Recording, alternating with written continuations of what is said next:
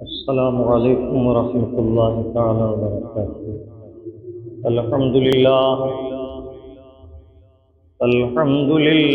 وکفی والصلاة والسلام علی عباده الذین اصطفی خصوصا علی نبیہ وحبیبہ سیدنا ومولانا وملجانا ومأوانا محمد المصطفى وعلى آله وصحابه الذين قاموا بالصدق والصفاء وعلينا معهم إلى يوم الجزاء. أما بعد فأعوذ بالله من الشيطان الرجيم. بسم الله الرحمن الرحيم. نحن أولياؤكم في الحياة الدنيا وفي الآخرة ولكم فيها ما تشتهي أنفسكم ولكم فيها ما تدعون نزلا من غفور رحيم. صدق الله المولانا العظيم وصدق رسوله النبي الأمين الكريم ونحن على ذلك ما قال من الشاهدين والشاكرين والحمد لله رب العالمين.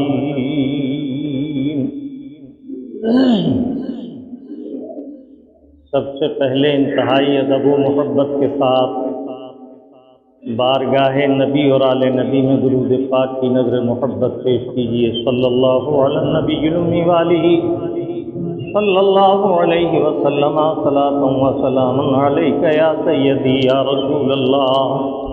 ایک مرتبہ اور والہانہ انداز میں دہرائیں. صلی اللہ علی النبی الامی والہ صلی اللہ علیہ وسلم صلاۃ و سلام علیک یا سیدی یا رسول اللہ. واہ کیا جود و کرم ہے شہ بطحا تیرا، واہ کیا جود و کرم ہے شہ بطحا تیرا، نہیں سنتا ہی نہیں مانگنے والا تیرا. دھارے چلتے ہیں عطا کے وہ ہے قطرہ تیرا، دھارے چلتے ہیں عطا کے وہ ہے قطرہ تیرا، تارے کھلتے ہیں سقا کے وہ ہے ذرہ تیرا. حبیبی یا رسول اللہ میں تو مالک ہی کہوں گا کہ ہو مالک کے حبیب، میں تو مالک ہی کہوں گا کہ ہو مالک کے حبیب، یعنی محبوب و محب میں نہیں میرا تیرا. حبیبی یا رسول اللہ فرش والے تیری شوکت کا علو کیا جانے، فرش والے تیری شوکت کا علو کیا جانے، خسرواش پہ اڑتا ہے فریرا تیرا. ادب گاہے زیر آسماں از عرش نازک کر، نفس گم کردہ می آیت جنید و بایزیدی جا. درود پاک پھر دہرائیں. صلی اللہ علی النبی الامی والہ صلی اللہ علیہ وسلم صلاۃ و سلام علیک یا سیدی یا رسول اللہ وعلی آلک واصحابک یا سیدی یا حبیب اللہ.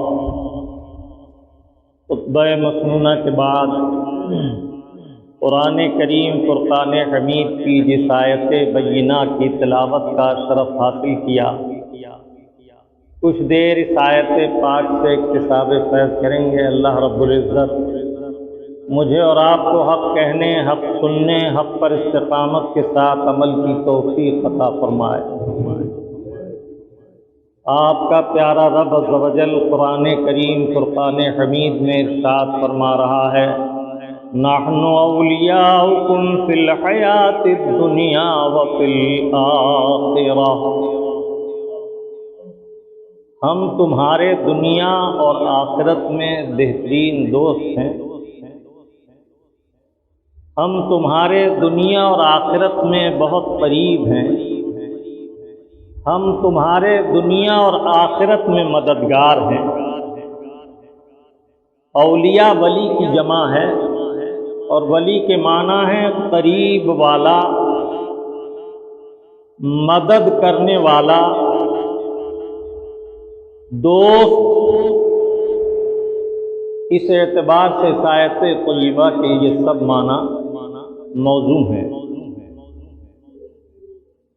نحن اولیاؤکم فی الحیات الدنیا وفی الآخرہ، ہم تمہارے دنیا اور آخرت میں مددگار ہیں، ہم تمہارے دنیا اور آخرت میں قریب ہیں، ہم تمہارے دنیا اور آخرت میں دوست ہیں۔ وَلَكُمْ فِيهَا مَا تَشْتَهِي أَنفُسُكُمْ، اور جنت میں وہ سب چیزیں تمہیں حاصل ہوں گی، وہ سب کچھ تمہیں ملے گا جو تمہارے دل کی خواہش ہوگی۔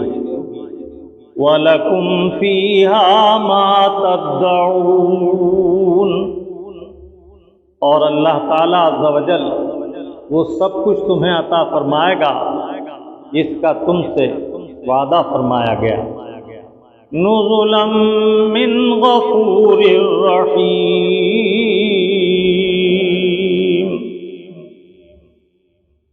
یہ جنت میں تمہارے مہربان رب کی طرف سے تمہاری مہمانی ہوگی۔ سبحان اللہ و بحمدہ سبحان اللہ العظیم۔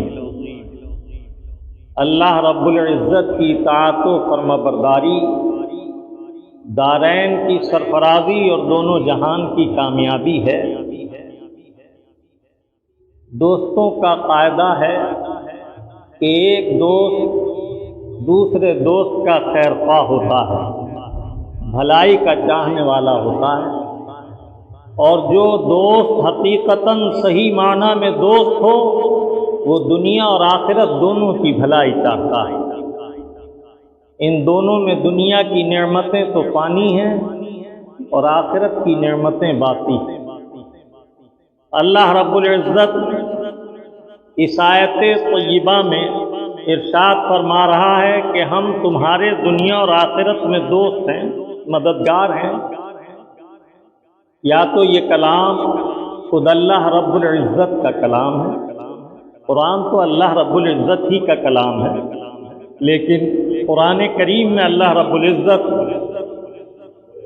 بعض اقوال اپنے بندوں کے ذکر فرماتا ہے، جیسے انبیاء کرام کے واقعات۔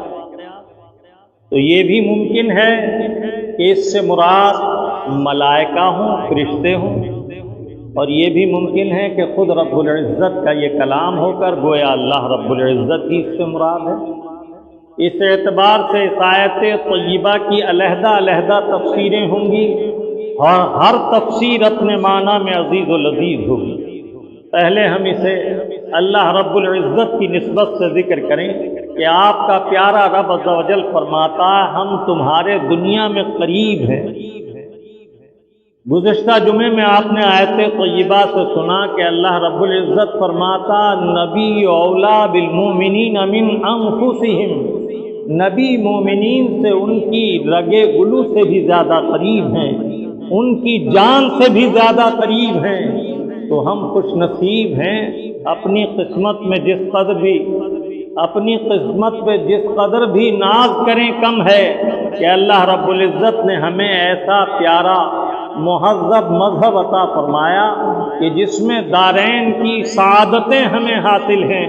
ہمارے آقا و مولا نبی پاک صلی اللہ تعالی علیہ وسلم بھی ہمارے قریب ہیں، اور ہمارا رب عز و جل بھی ہمارے قریب ہے۔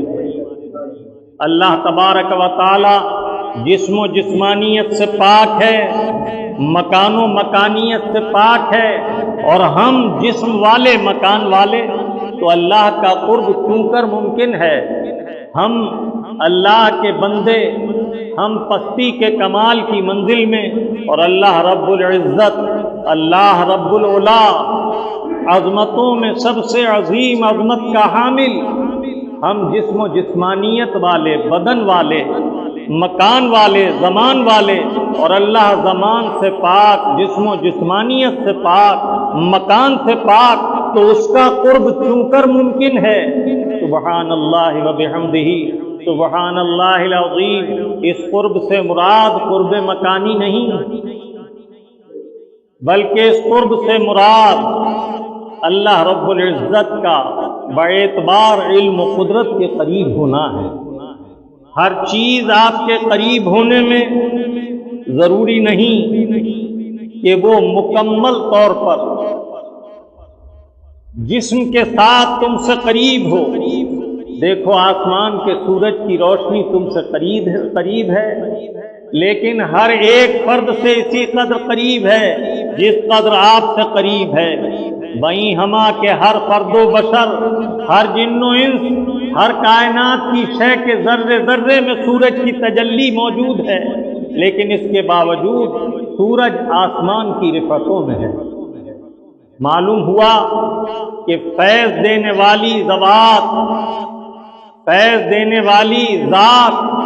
جیسی فیض دینے والی ذات ہوتی ہے، اس کی قوت اور طاقت کے اعتبار سے اس کا فیض وہاں پہنچتا ہے، قریب ہونا ضروری نہیں۔ اور دیکھو سورج اگرچہ چوتھے آسمان پر جلوہ نما ہے، لیکن اس کی تجلی کا حال یہ ہے کہ باغوں میں یہ پھلوں کو پکاتا ہے، کھیتوں میں یہ اناج کو پختہ بناتا ہے، اور گلشن میں یہ پھولوں میں رنگتیں بھرتا ہے۔ اس کے جلوے ہر ایک میدان میں جدا گانا ہے، اور جب آپ اسے دیکھنا چاہو تو آنکھ بھر کے دیکھ نہیں سکتے، لیکن اس کی تجلی ذات کا انکار بھی نہیں کر سکتے۔ نمایاں بھی ہے، لیکن اس کی ظاہر کی ظہوریت کا حال یہ ہے کہ آپ کی آنکھ اسے دیکھ نہیں سکتی، اور اس کی تجلی ہر شے میں جلوہ گر ہونا۔ آپ ایک آئینہ دیوار کے ساتھ لگا کر رکھیں تو آپ دیکھیں گے کہ ہو بہو سورج کی تجلی اس میں بے عینی ہی ایسی جلوہ گر ہے جیسے آسمان کا سورج۔ کوئی نہیں کہہ سکتا کہ اس شیشے میں سورج اتر آیا، اور یہ بھی نہیں کہہ سکتا کہ اس شیشے میں جو تجلی ہے وہ سورج کی تجلی نہیں۔ بلا تشبیہ اللہ رب العزت کے جلووں کی تجلیاں مومنین کے قلبوں میں جلوہ گر ہوتی ہیں، لیکن کوئی نہیں کہہ سکتا کہ اس کے دل میں رب داخل ہو گیا۔ ہاں، اللہ رب العزت کا جلوہ اس کے دل میں آتا ہے۔ ظاہر ہے کہ اگر کوئی شخص یہ کہے کہ اللہ کا جلوہ اگر میرے دل میں ہے تو اس کا فیضان مجھے ظاہر کیوں نہیں ہوتا، تو یہ دل کے ثقل ہونے کی بات ہے۔ جس درجہ آئینہ صاف و شفاف ہوگا، آئینے کی صفائی اور شفافیت کے مطابق سورج کی تجلی اس میں نمایاں ہوگی۔ اندھے شیشوں میں سورج کے جلوے نہیں دیکھے جا سکتے۔ بلا تشبیہ وللہ المثل الاعلی، اللہ کی شان ان مثالوں سے بہت بلند و بالا ہے۔ اس کے جلوے کی تجلی کو دل میں محسوس کرنے کے لیے پہلے سقائے قلب کی ضرورت ہے۔ آپ کا رب عز و جل فرماتا ہے قد افلح من زکاہا، تحقیق وہ کامیاب ہوا جس نے دل کو ستھرا کیا، جس نے دل کو جلا بخشی، جس نے دل کو آلودگیوں سے بچایا۔ وقد خاب من دساہا، اور وہ خراب و برباد ہوا جس نے دل کو آلودہ کیا۔ اب اس آلودگی سے مراد اعتقادی آلودگی بھی ہے اور عملی آلودگی بھی ہے۔ اعتقادی آلودگی تو اس دل کو اندھا کر دیتی ہے، جسے رب نے فرمایا کلا بل ران، دل پر ایسی زنگ آ گئی کہ اب حق اس میں متجلا نہیں ہوتا۔ اور اعمال کی سیاہی کا حال یہ ہے کہ جب بندہ گناہ کرتا ہے دل پر ایک سیاہ نقطہ لگ جاتا ہے۔ اللہ اللہ، اب اگر یہ تائب ہوتا ہے تو اللہ تعالیٰ اس سیاہی کو زائل کر دیتا ہے، توبہ کی برکت سے وہ صاف ہو جاتا ہے۔ اور اگر وہ توبہ نہیں کرتا، مسلسل گناہوں کی کثرت کی طرف بڑھتا ہے، تو وہ دل تاریک ہوتا جاتا ہے یہاں تک کہ سیاہ ہو جاتا ہے۔ ابھی میں نے عرض کیا کہ اندھے فانوس میں اگر آپ چراغ روشن کر کے رکھیں تو باہر آپ اس کے نور کی تجلی نہیں دیکھ سکتے، لیکن اگر شفاف فانوس ہو، اس میں جو تجلی نور کے لیے چراغ روشن کیا جائے، اس کی روشنی ہر طرف نظر آئے گی۔ بلا تشبیہ، اگر دل صاف شفاف ہے تو اس میں اللہ تعالی کی تجلیات اتر آتی ہیں، اس کا جلوہ جلوگر ہوتا ہے۔ خود اللہ رب العزت کی ارشاد فرمودہ کلام کو آقا نعمت نبی رحمت صلی اللہ تعالی علیہ وسلم نے ارشاد فرمایا، قال اللہ تبارک و تعالی عز وجل، اللہ کے حبیب فرماتے ہیں کہ اللہ تعالی عز وجل نے ارشاد فرمایا، لا یسعنی فی الارض ولا فی السماء، نہ میں زمینوں میں سما سکتا ہوں نہ آسمانوں میں، ولکن یسعنی فی قلب عبد المؤمن، لیکن میں قلب مومن میں، اپنے بندہ مومن کے دل میں جل بگر ہو جاتا ہوں۔ خوب یاد رکھیے کہ بادشاہ کسی آلودہ مکان میں مہمان نہیں ہوتا۔ رات دن آپ اخبارات میں دیکھتے ہو کہ گورنر کا دورہ ہو رہا ہے، وزیر اعلیٰ کا دورہ ہو رہا ہے، اور پورا پرشاسن کا عملہ تیاریوں میں لگ جاتا ہے۔ بیٹھنے کی جگہ بھی آراستہ کی جا رہی ہے، کرسیاں بھی چیک کی جا رہی ہیں، دفتر کا نظام بھی درست کیا جا رہا ہے۔ بلا تشبیہ سمجھو کہ جب تک آنے والے کے سایہ نشان مکان تیار نہیں ہوتا، شان والا اس میں نہیں آتا۔ مختصر لفظوں میں کہو کہ بادشاہ ایسے کمرے میں نہیں بیٹھتا جس میں مکڑیوں کے جالے ہوں، دھوئیں کی وجہ سے وہ سیاہ اور کالا ہو گیا ہو۔ بادشاہ جس مکان میں آتا ہے وہ صاف اور شفاف ہونا چاہیے۔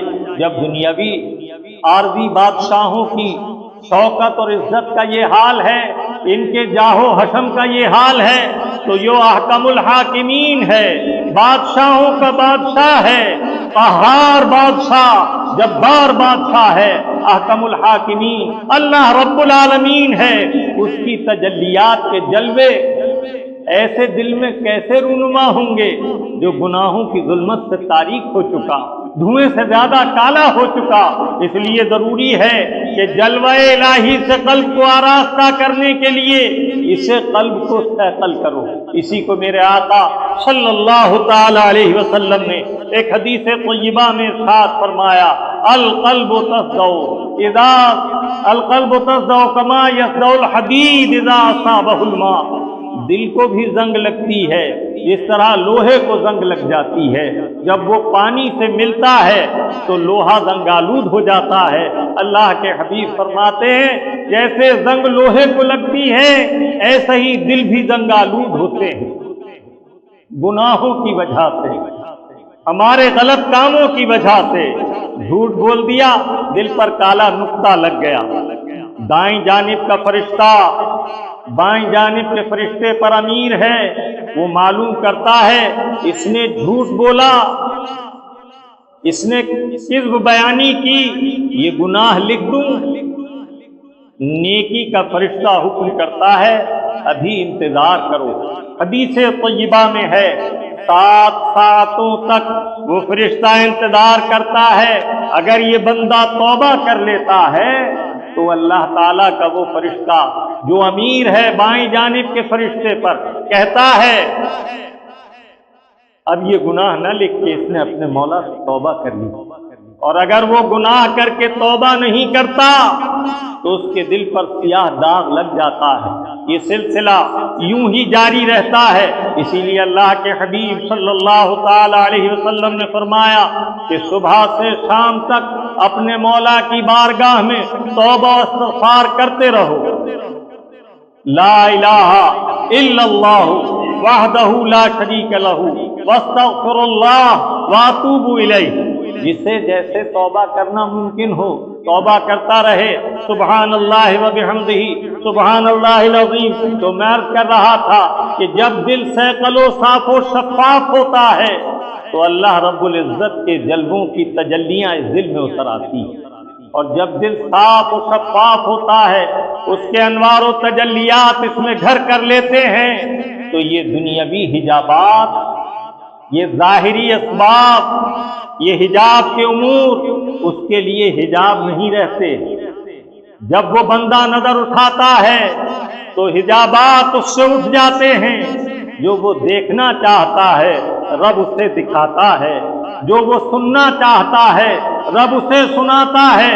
خود حدیث طیبہ میں اللہ کے حبیب فرماتے ہیں، اللہ رب العزت فرماتا ہے میں اپنے بندے کو اپنا قرب عطا کرتا ہوں اور وہ میرے ذکر اور نوافل میں کثرت کرتا ہے، یہاں تک کہ میں اسے اتنا قریب کر لیتا ہوں، اتنا قریب کر لیتا ہوں کہ میری صفات کی تجلیاں اس کے کاموں سے ظاہر ہونے لگتی ہیں۔ اسے آپ ایسے آسانی سے سمجھیں گے، ایک لوہے کا کالا کلوٹا ٹکڑا چھونے میں ٹھنڈا لیکن آگ کے تندور میں ڈال دیا، کچھ گھنٹوں کے بعد آگ کی قربت کی تاثیر اس میں سرائیت کر گئی، اب یہ آگ کے تندور سے نکالا گیا تو اب اس کا رنگ کالا نہیں سرخ ہے، اب اس کی تاثیر چھونے میں ٹھنڈی نہیں بلکہ سخت گرم ہے۔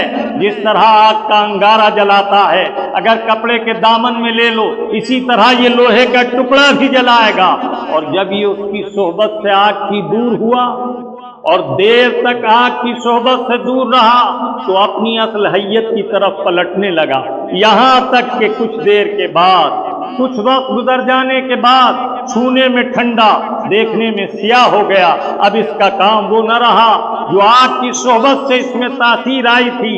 بلا تشبیہ سمجھو کہ جب بندہ اپنے مولا کا قرب حاصل کرتا ہے اور مولا تعالیٰ عز و جل اسے اپنا قرب خاص عطا کرتا ہے تو اللہ کے حبیب فرماتے ہیں کہ اللہ رب العزت اپنی تجلیات کے انوار اس میں اس طرح سمو دیتا ہے، اس طرح اتار دیتا ہے، بصرہ الذی یبصر بہ، وہ دیکھتا ہے حالانکہ میری دیکھنے کی قوت سے دیکھتا ہے، قبضہ الذی یقبض بہ، وہ پکڑتا ہے لیکن میرے پکڑنے کی طاقت سے پکڑتا ہے۔ سبحان اللہ و بحمدہ سبحان اللہ العظیم۔ میں عرض کر رہا تھا کہ ہم مکان والے اور رب تعالیٰ لا مکان، وہ مکان سے پاک، اس کے قرب کے کیا معنی ہیں؟ اس کے قرب کے معنی یہ ہیں کہ وہ ہمارے علم و قدرت کے اعتبار سے قریب ہے۔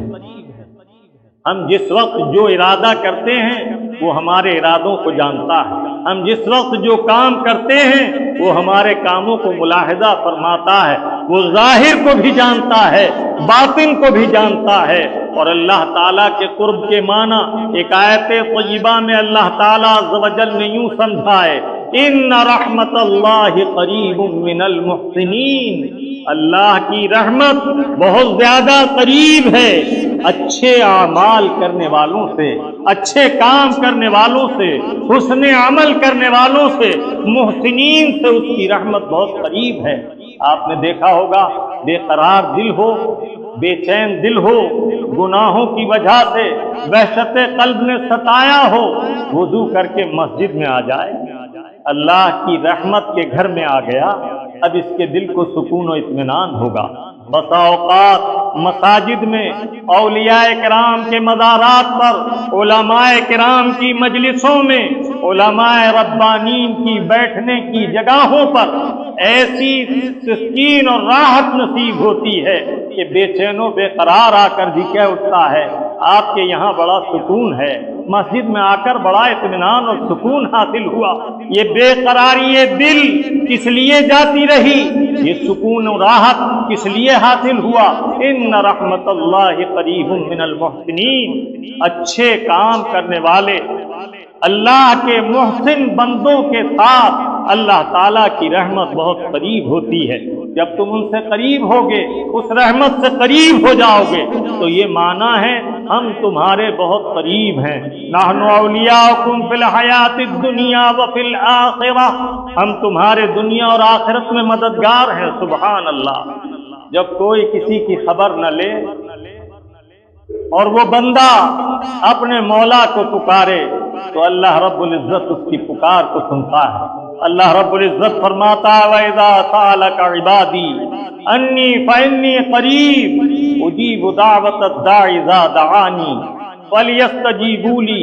اے اللہ کے محبوب، میرے بندے آپ سے معلوم کرتے ہیں کہ ہمارا رب عز و جل کہاں ہے، تو آپ فرمائیے کہ تمہارا رب تم سے بہت قریب ہے، لیکن قریب کس سے ہے؟ جو اس کا قرب چاہتا ہے۔ ایک حدیث طیبہ میں اللہ کے حبیب فرماتے ہیں جو اپنے مولا کا مشتاق ہے اس کا مولا اس کا مشتاق ہے، جو اپنے مولا کا قرب چاہتا ہے اللہ رب العزت بھی اس کا قرب چاہتا ہے۔ اور ایک حدیث طیبہ میں فرماتے ہیں تمہارا رب عز و جل تم سے اتنی محبت فرماتا ہے، اتنا پیار کرتا ہے کہ ماں اکلوتے کو اتنا پیار نہیں کرتی، اس سے 70,000 درجے وہ محبت کرتا ہے۔ سبحان اللہ۔ جب کوئی بندہ اپنے مولا کو پکارتا ہے تو اس کا رب عز و جل اس کی پکار پر وہ کہتا ہے یا اللہ، اللہ رب العزت فرماتا ہے لبیک یا عبدی۔ اور اگر کوئی بگڑا ہوا بندہ، اس کا بھاگا ہوا بندہ، نافرمان بندہ، بے عمل بندہ محبت کے ساتھ نا امیدی اور یاس کی حالت میں، پریشانی کی حالت میں پکارے یا اللہ، تو اللہ رب العزت 3 بار فرماتا ہے لبیک یا عبدی، لبیک یا عبدی، لبیک یا عبدی، اس لیے کہ یہ اس سے دور ہے اور اس نے اسے بڑی امید سے پکارا ہے، تو رب تعالیٰ عز و جل اس کا جواب 3 مرتبہ عنایت فرماتا ہے۔ اور جب کوئی بندہ اس کے قریب ہوتا ہے، میرے آقا فرماتے ہیں جو بندہ اس سے 1 بالش قریب ہوتا ہے وہ اس سے 1 ذراع قریب ہوتا ہے، اور جو اس سے 1 ذراع قریب ہوتا ہے وہ اس سے 10 ذراع قریب ہوتا ہے۔ معنی یہ ہے تم اپنے رب کو چاہو تو صحیح۔ اب پھر آیت طیبہ پڑھو، آپ کا پیارا رب عز و جل فرماتا ہے نحن اولیاؤکم فی الحیات الدنیا وفی الآخرہ، ہم تمہارے دنیا اور آخرت میں مددگار ہیں، ہم تمہارے دنیا اور آخرت میں قریب ہیں، ہم تمہارے دنیا اور آخرت میں دوست ہیں۔ اللہ رب العزت ہمارا قرب بیان فرما رہا، ہم تم سے قریب ہیں، پکارو تو صحیح، متوجہ تو ہو۔ اور اللہ تعالیٰ عز و جل اپنے بندے کی پکار کو سنتا ہے۔ دیکھو اللہ تعالیٰ عز و جل نے ایک اور آیت طیبہ میں فرمایا نحن اقرب الیہ من حبل الورید، ہم تو تمہاری شہ رگ سے بھی زیادہ قریب ہیں، رگے گلو سے بھی زیادہ قریب ہیں، جان انسان کے رگ و ریشے میں سرایت کی ہوتی ہے۔ اگر آپ کسی انگلی میں ایک کانٹے سے ہلکا سا دباؤ دیں تو پورے جسم کی جان اس طرف متوجہ ہوگی اور اس تکلیف کا احساس فوری طور پر کرے گی۔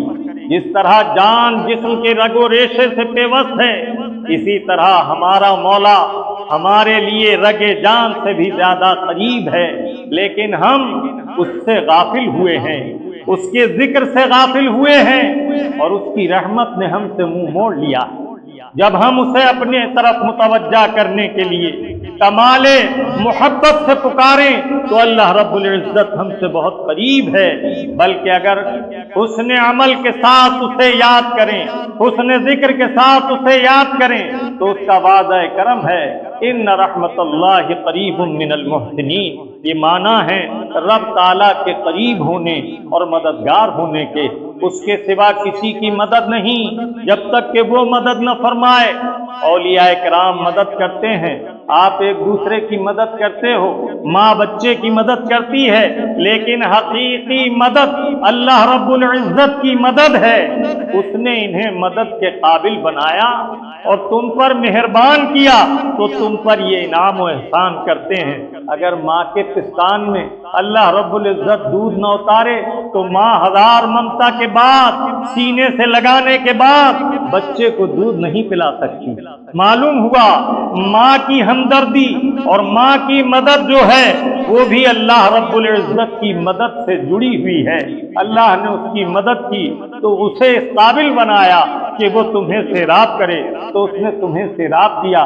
درود پاک صلی اللہ علی النبی الامی والہ صلی اللہ علیہ وسلم، صلاۃ و سلام علیک یا سیدی یا رسول اللہ۔ آپ کہیں گے جب اللہ تعالی ہم سے محبت کرتا ہے اور ہم سے قریب ہے تو یہ ہمیں تکلیفیں کیوں آتی ہیں، یہ مصیبتیں اور پریشانیاں کیوں آتی ہیں؟ ماں تو بچے کی تکلیف سے بے قرار ہو جاتی ہے، ماں تو بچے کو تکلیف ہونے نہیں دینا چاہتی۔ جب رب تعالیٰ ماں سے زیادہ محبت فرماتا ہے تو ہمیں یہ دنیاوی آزار کیسے، یہ بیماریاں کیسی، یہ تکلیفیں کیسی، یہ ساری پریشانیاں کیسی؟ آپ کا رب عز و جل ارشاد فرماتا ہے وَمَا أَصَابَكُم مِّن مُّصِيبَةٍ فَبِمَا كَسَبَتْ أَيْدِيكُمْ وَيَعْفُو عَن كَثِيرٍ، تم پر جو بلائیں اور مصیبتیں آتی ہیں یہ تمہارے عمل کا بدلہ ہیں، تمہارے برے کاموں کا نتیجہ ہیں۔ اگر اللہ تعالیٰ نے آپ کو یہ عقل دی کہ پانی جس چیز پر ڈالو گے اسے تر بتر کر دے گا، پیو گے تو پیاس بجھا دے گا، اگر آپ اس کے باوجود پانی کسی کے سر پر ڈال دیں تو وہ ضرور بھیگ جائے گا اور ضرور وہ آپ سے الجھے گا، لڑے گا۔ بلا تشبیہ فَأَلْهَمَهَا فُجُورَهَا وَتَقْوَاهَا، اللہ تعالیٰ نے آپ کو دلی طور پر یہ معرفت اور پہچان عطا کر دی، یہ برا کام ہے، یہ اچھا کام ہے، یہ نیکی ہے، یہ گناہ ہے، اور گناہ کا ثمرہ بربادی، پریشانی، بدحالی، مصیبت، اور نیکی کا بدلہ آسائش، شادابی، خوشحالی، فرحت و انبساط۔ آپ جانتے ہو آگ کا کام جلانا ہے، آپ جانتے ہو پانی کا کام بجھانا ہے، اگر آگ لگے تو آگ کو آگ سے نہیں بجھایا جا سکتا، اور پیاس لگے تو پیاس کو آگ سے تاپ کر نہیں بجھایا جا سکتا۔ اللہ رب العزت نے آپ کو عقل سلیم عطا کی اور آپ کے دل میں یہ سب ڈال دیا، تو اب جب آپ کو بتا دیا گیا گناہ بری چیز ہے، اس کا انجام برا ہے، تو جب آپ برائی کرتے ہیں، گناہ کرتے ہیں تو اس کے انجام تک پہنچتے ہیں۔ یہ ہے مسائل قیامت، جسے اللہ تعالیٰ نے صاف لفظوں میں بیان فرمایا وَمَا أَصَابَكُم مِّن مُّصِيبَةٍ فَبِمَا كَسَبَتْ أَيْدِيكُمْ وَيَعْفُو عَن كَثِيرٍ۔ اب آپ سوچیں گے کہ اللہ تعالیٰ جب اتنا پیار کرتا ہے تو یہ مصیبتیں ہم پر کیوں بھیجتا ہے؟ ایک جواب تو یہ سنا آپ نے کہ ہمارے عمل کی شامت ہے، ہمارے اعمال کا بدلہ ہے۔ دوسرا جواب یہ کہ اللہ تعالیٰ عز و جل یہ تکلیف کیوں بھیجتا ہے؟ میرے آقا حضرت ام صائب کے یہاں گئے، ان کا چہرہ بخار سے تمتما رہا تھا، درد سے جسم میں درد کی وجہ سے کراہ رہی تھی۔ آپ نے فرمایا ام صائب کیا حال ہے؟ انہوں نے عرض کیا یا رسول اللہ برا ہو اس بخار کا، بدن توڑ کر رکھ دیا، میرے جسم میں درد ہے اور ترتراہٹ ہے۔ اللہ کے حبیب نے فرمایا ام صائب تم بخار کو برا نہ کہو، یہ بخار اللہ کی رحمت ہے، یہ تمہارے جسم کے گناہوں کو ایسے صاف کر دیتا ہے جیسے زنگالود لوہا آگ کی بھٹی میں تپنے کے بعد صاف اور شفاف ہو کر نیا ہو کر نکلتا ہے، ایسے ہی جسم کے روئیں روئیں سے یہ گناہوں کو نکال دیتا ہے، جلا دیتا ہے۔ اسے برا نہ کہو۔ سبحان اللہ، کیا معلوم ہوا یہ دنیاوی تکلیفیں ہمارے گناہوں کو زائل کرتی ہیں۔ میرے آقا فرماتے ہیں کسی مومن کو مچھر نہیں کاٹتا مگر اس کے گناہ کا کفارہ ہوتا ہے، کسی مومن کو کانٹا نہیں لگتا مگر اس کے گناہ کا کفارہ ہوتا ہے، کسی کو کوئی تکلیف نہیں پہنچتی مگر اس کے گناہ کا کفارہ بن جاتی ہے۔ سبحان اللہ، آپ اسے اب بھی نہ سمجھے ہوں تو ایک مثال سے سمجھو۔ ایک بچے نے اپنے ہاتھ نالی میں ڈالے اور وہ گیند تلاش کر رہا ہے، نالی میں گندا غلیظ پانی ہے، گار سے بھری ہوئی ہے، بدبو آ رہی ہے۔ وہ بے سمجھی میں ہاتھ جب کھنتا ہے اپنے کپڑوں سے پوچھتا ہے، پھر ہاتھ ڈالتا ہے، دیکھنے والے گزر رہے ہیں، ہر ایک کہتا ہے بچے گندی بات ہے نالی میں ہاتھ نہیں ڈالتے، کوئی کہتا ہے بری بات ہے، چھی ہاتھ ہٹاؤ، علیحدہ ہٹ جاؤ، لیکن بچے کو کوئی نہیں چھوتا۔ اب اس کی ماں کی نگاہ پڑتی ہے، دوڑی ہوئی چادر لپیٹے آتی ہے، بچے کا ہاتھ پکڑتی ہے، نالی سے اسے ہٹاتی ہے، کمر میں تھپڑ لگاتی ہے اور گھسیٹتے ہوئے لے جاتی ہے۔ گھر میں لے جانے کے بعد بھی اس کے ہاتھ پاؤں دھلاتی جاتی ہے، اسے تنبیہ کرتی جاتی ہے، ناراض ہوتی جاتی ہے۔ سبحان اللہ، بلا تشبیہ سمجھو حضرت سیدنا بایزید بستامی جا رہے تھے، ایسا ہی واقعہ پیش آیا، جب ماں نے اسے پیٹا اور دھلایا تو یہ وجد میں آ گئے۔ واہ واہ، سبحان اللہ سبحان اللہ۔ مریدین نے عرض کیا حضور ماں نے بچے کو پیٹا، آپ سبحان اللہ فرماتے ہیں۔ فرمایا یہی حال ہے رب کی رحمت کا، جب ہم گناہوں میں لکھا جاتے ہیں، آلودہ ہو جاتے ہیں، تو وہ ہم پر مصائب بھیج کر، پریشانیاں بھیج کر ہمیں گناہوں سے صاف و ستھرا کرتا ہے۔ کیا یہ ماں اس بچے کو مارتی ہے؟ تمہیں اس کی محبت میں شک ہے؟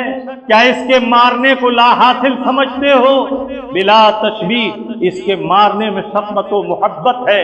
تو اللہ رب العزت ہم پر جو بلائیں بھیجتا ہے، جو مصیبتوں میں ہمیں ڈالتا ہے، وہ ہمارے گناہوں سے پاک و صاف کرنے کے لیے، اور پھر فرماتا ہے وَمَا أَصَابَكُم مِّن مُّصِيبَةٍ فَبِمَا كَسَبَتْ أَيْدِيكُمْ، جو بلائیں تم پر آتی ہیں، مشکلیں مصائب آتے ہیں، وہ تمہارے اعمال کا بدلہ ہے۔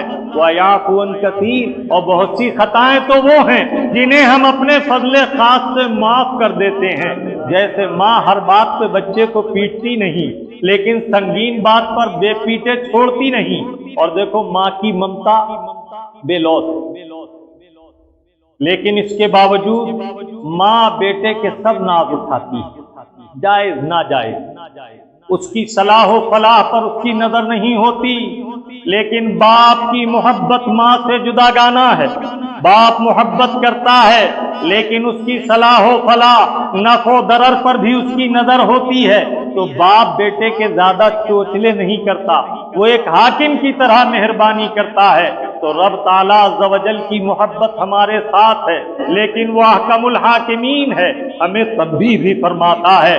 اللہ رب العزت ارشاد فرماتا ہے نحن اولیاؤکم فی الحیات الدنیا وفی الآخرہ، ہم تمہارے جنت، دنیا اور آخرت میں تمہارے مددگار ہیں، تمہارے دوست ہیں۔